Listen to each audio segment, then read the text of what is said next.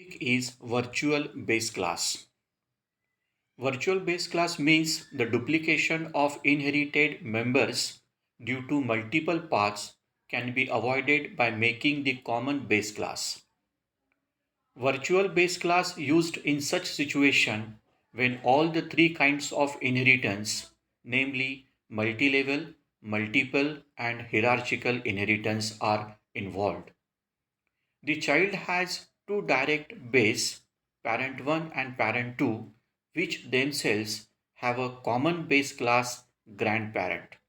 Here, child would have duplicate set of the member inherited from grandparent via parent and again via parent 2. This introduces ambiguity. It can be avoided. Now, for example, class A, this is the grandparent. Class B, this is the virtual public A, this is the parent 1. Class B2, public virtual A, this is the parent 2, and then closed class. So we define both the class B1 and B2 inside the class A. Now next, we have to class C, public P1, public B2. This is the child. This statement is used for the child. We can define B1 and B2. Now only one copy of A be the inherited. Now this is the use of virtual base class. When a class is made a virtual base class, it takes only one copy of that class is inherited, regardless of many inheritance path. Now next topic is constructor and destructor in derived class. The compiler automatically calls a base class constructor before executing the derived class constructor. The compiler's default action is to call the default constructor in the base class. It can specify which of several base class constructor should be called during the creation of a derived class object.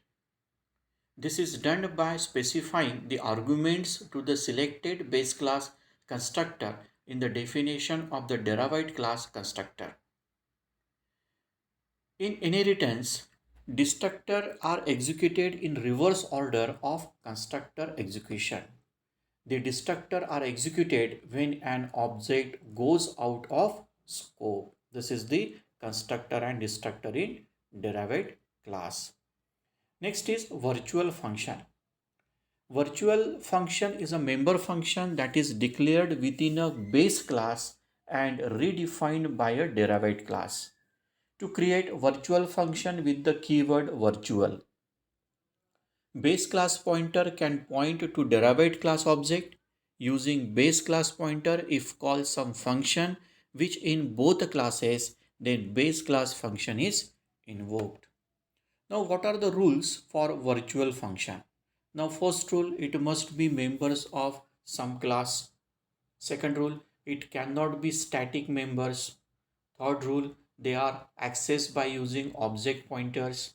Fourth rule, it can be a friend of another class. Fifth rule, a virtual function in base class must be defined even though it may not be used. Sixth rule, it cannot have virtual constructor but can have virtual destructor. Seventh rule, virtual functions are defined in base class. They need not be redefined in derived class. And eighth rule, when base pointer point to derived class, the incrementation and decrementation is only relative to its base type. Now, these are the rules for virtual function. Next is this pointer.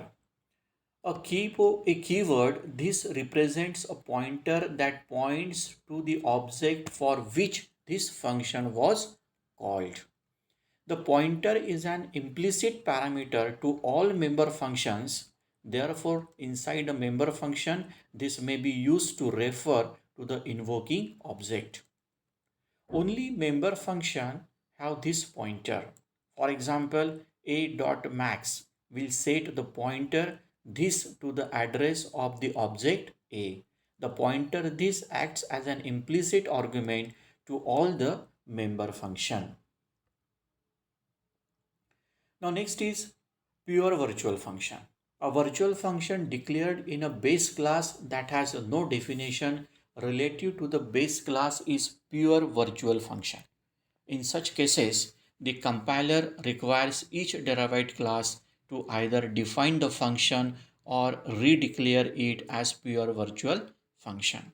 Now, for example, virtual void display equal to 0 is a pure virtual function, a class containing pure virtual function called as abstract base class.